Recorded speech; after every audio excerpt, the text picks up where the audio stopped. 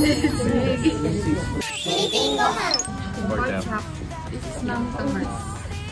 Let's eat, guys.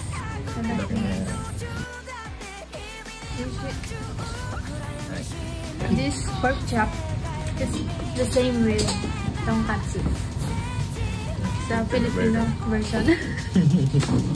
Different kind of pork chop. In what's called binanas. It's a pork silo. It's also pork chop. Actually, other people call that the pickled papaya. Pickled, yeah.